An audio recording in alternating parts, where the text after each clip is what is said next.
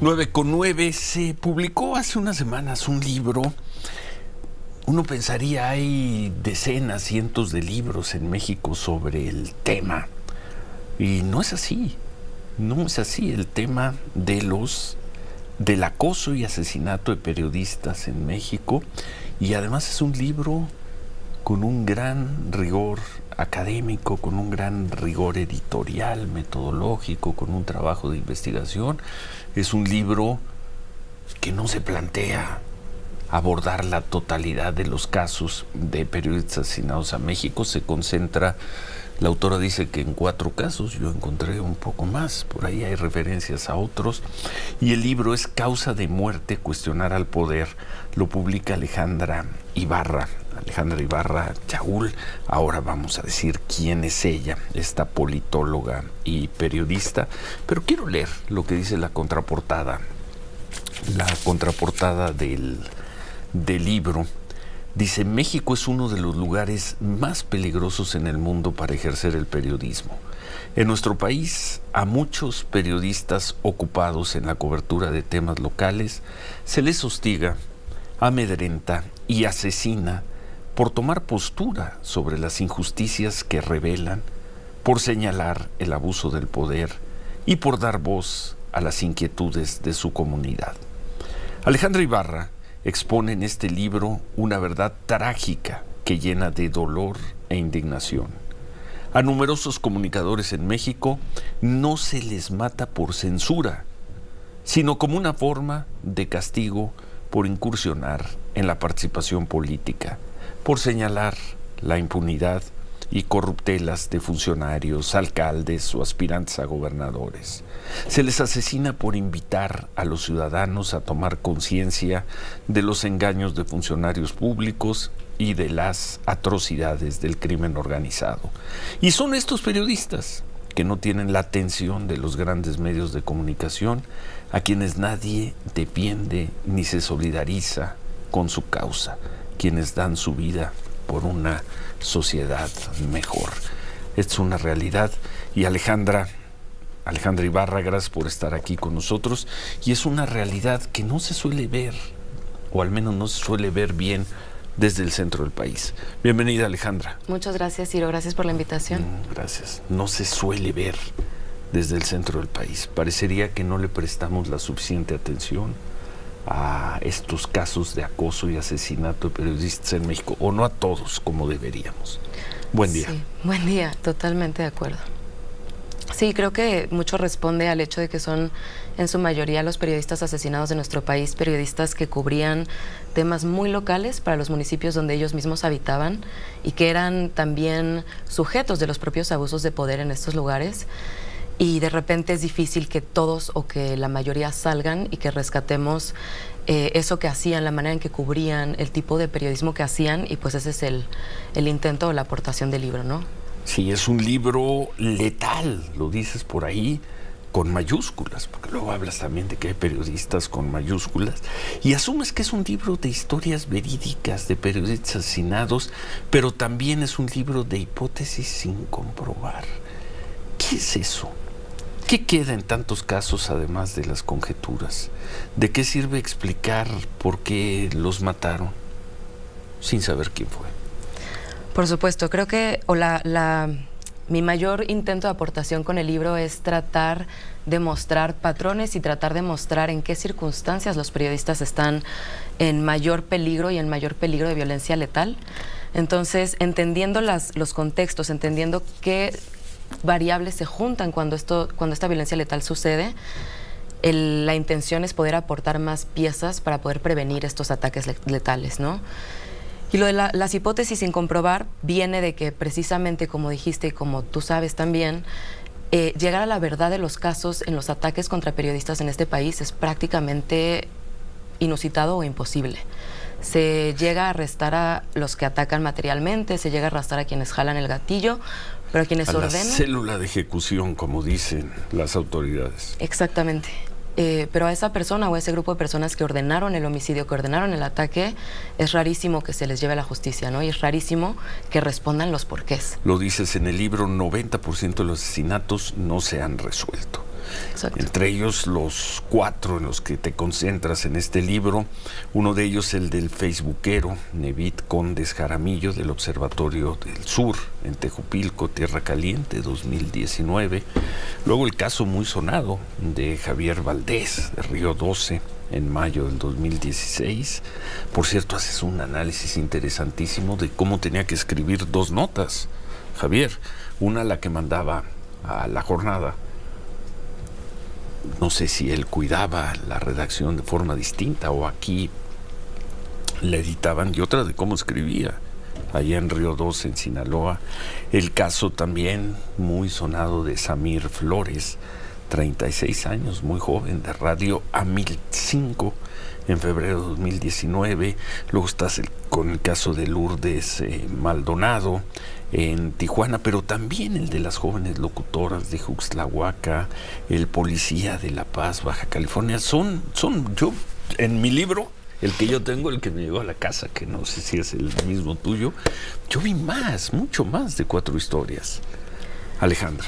Sí, son la manera en la cual lo planteé son 4 historias, digamos, que me parecen muy paradigmáticas, en las cuales también intento estirar quién hace periodismo en este país, ¿no? Tanto hace periodismo quien toma su Facebook personal y hace videos de su comunidad, como Javier Valdés, que fundó su propio semanario y que además era corresponsal para La Jornada, como lo fue Samir Flores Soberanes, ¿no? Quien además de ser activista tenía su radio comunitaria. Hasta un policía municipal que, a pesar de ser policía, él hacía un poco esta misma función de denuncia, ¿no? A través de redes sociales. Y el común denominador es que a todos los mataron. Exacto. O a las muchachas locutoras de Oaxaca, de Juxtlahuaca. Exacto. Y luego hay otros casos en los cuales no entro tan a detalle o tan a profundidad, pero que también están relacionados con alguno de estos 4 capítulos principales, en los cuales se parece el tipo de violencia o el tipo de periodismo, ¿no?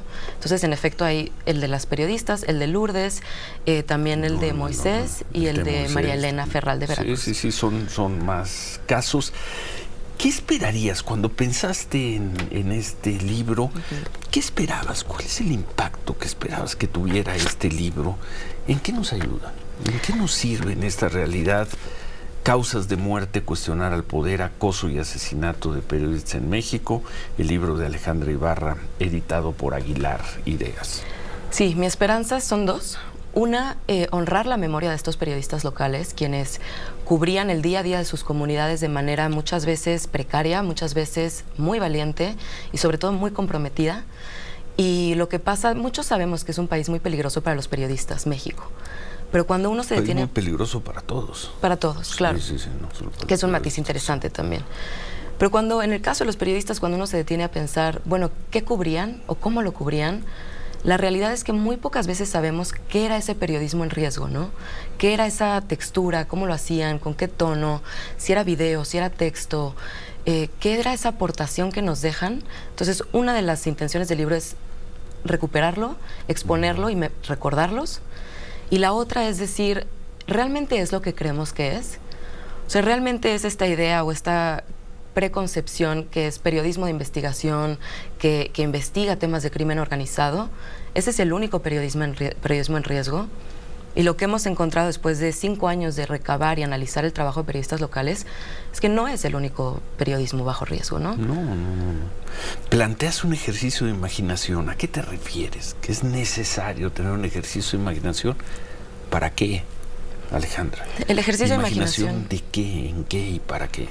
Sí, va muy relacionada a la hipótesis sin comprobar, ¿no? No pretendo ser Ministerio Público, entonces yo no tengo todos los elementos para decir quién los pudo haber asesinado, pero el ejercicio de imaginación sí es decir, si todo es lo que parece, probablemente quien los mandó a asesinar fueron personas poderosas en la localidad donde vivían, que estaban molestas con el hecho de que ellos denunciaran lo que era injusto o pusieran un alto, ¿no? Porque muchas veces, y como lo expongo en el libro, son reportajes que no se detienen en decir, sucedió, las escuelas están todavía a medio construir, ¿no? Sino que dicen, las escuelas están a medio construir y no es justo. ¿O quién es el que hablaba de un bache? Sí, Nevit Condes Jaramillo. En su último reportaje. en el Estado de México 2019, o el policía de La Paz hablando de sus condiciones de trabajo. En fin, está circulando causas de muerte, cuestionar al poder, acoso y asesinato de periodistas en México.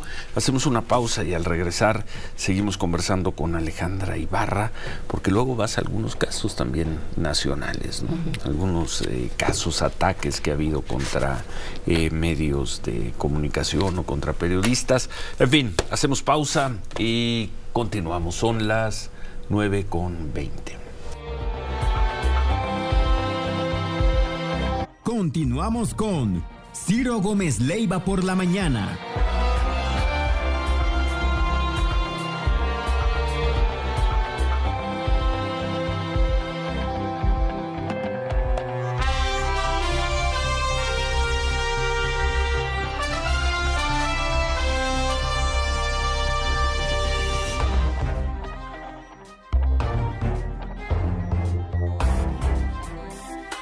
Seguimos conversando con Alejandra Ibarra sobre su libro Causa de muerte, cuestionar al poder, acoso y asesinato de periodistas en México. Ella escribe en la introducción del libro, este párrafo, dice: en México matan a periodistas ciudadanos y reporteros locales, a personas respetadas en sus comunidades y capaces de promover la participación social cuando toman postura frente a un hecho, cuando cuestionan al poder de su localidad y su narrativa dominante, en un momento en que el poder político o criminal está atravesando por un periodo de inestabilidad. Solo los matan cuando este poder político económico están atravesando por un periodo de inestabilidad, Alejandra.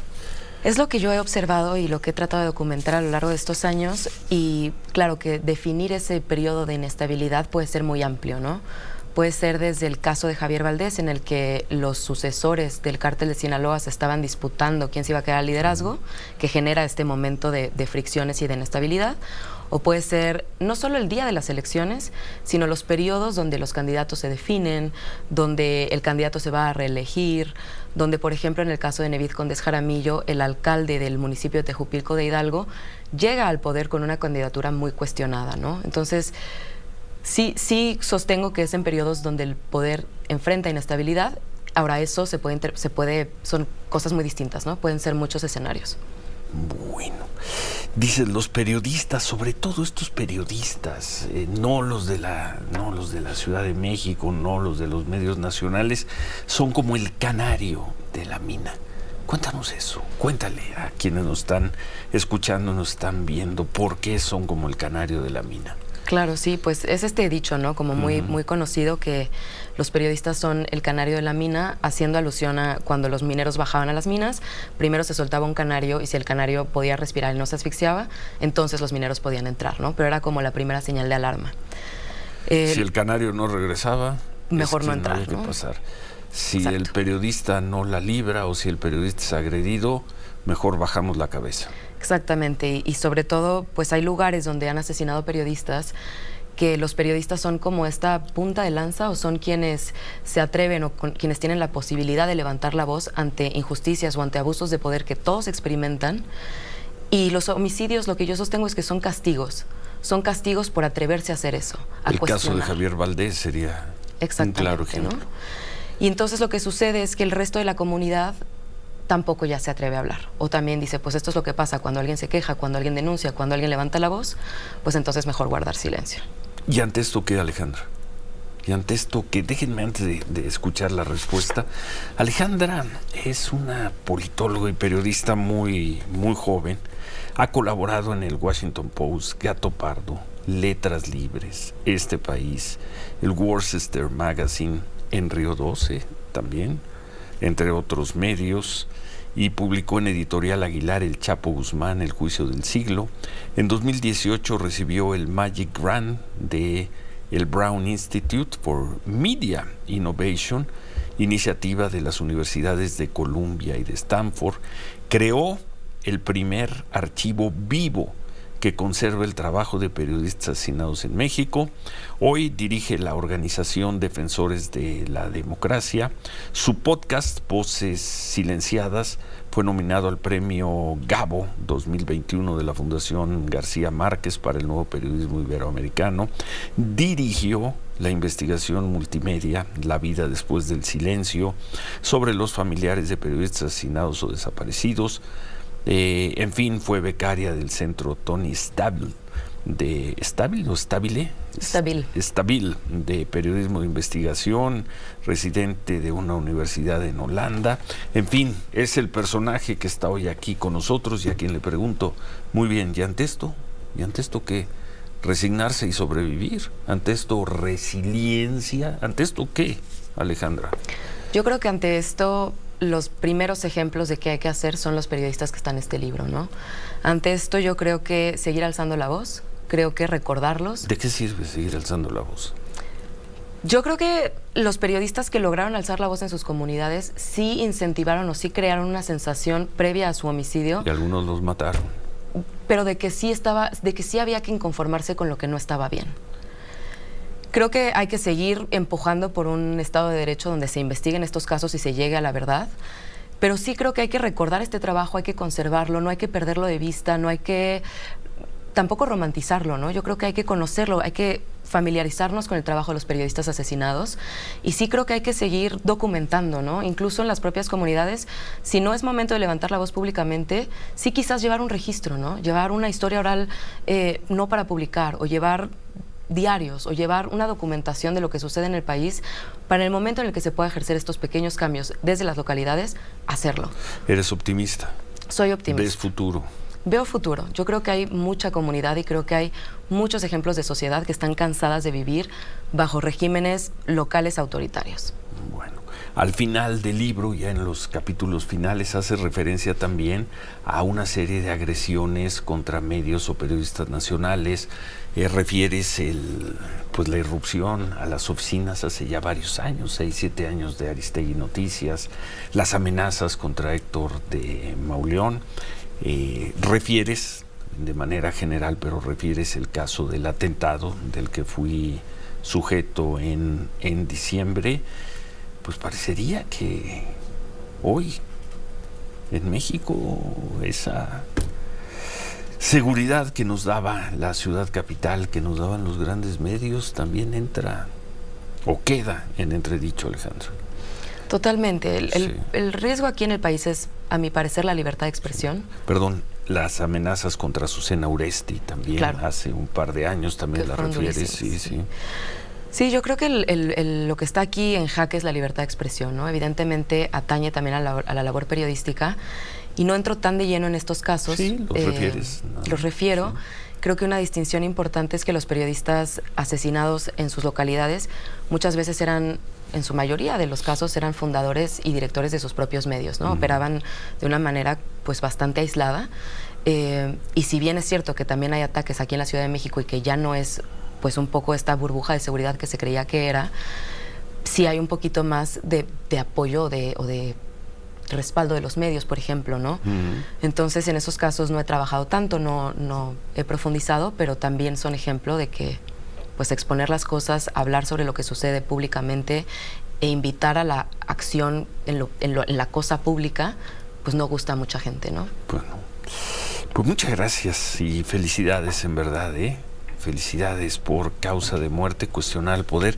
Yo recibí el libro hace ya algunas semanas, hace 3 o 4 semanas. Lo empecé a leer con la distancia, con que dice, ay, a ver, un libro sobre periodistas asesinados, 4 casos, pero es un libro muy útil, A mí me resultó muy, muy útil. Lo tendré a la mano para consultar, me servirá incluso para trabajos que estoy llevando a cabo. Te felicito. Y gracias por estar con nosotros. ¿Lo van a presentar? ¿Va a haber algún evento aquí? Muchísimas gracias. En la Ciudad de México. Por tus palabras y por la invitación. Sí, lo vamos a presentar el 7 de septiembre. 7 de septiembre. En Reforma 222, en Porrúa. Sí. También lo vamos a presentar también en septiembre en el ITAM, a finales de septiembre. Y, bueno, cualquier otra presentación ya te cuento. Y nos avisas, por ahora eso es. Anótele, compañero. A ver, vete para acá. ¿No? interesante, ¿no? Ver un trabajo así, además de alguien. No, habíamos escuchado de ti, pero no te teníamos, ¿no? tan a la vista.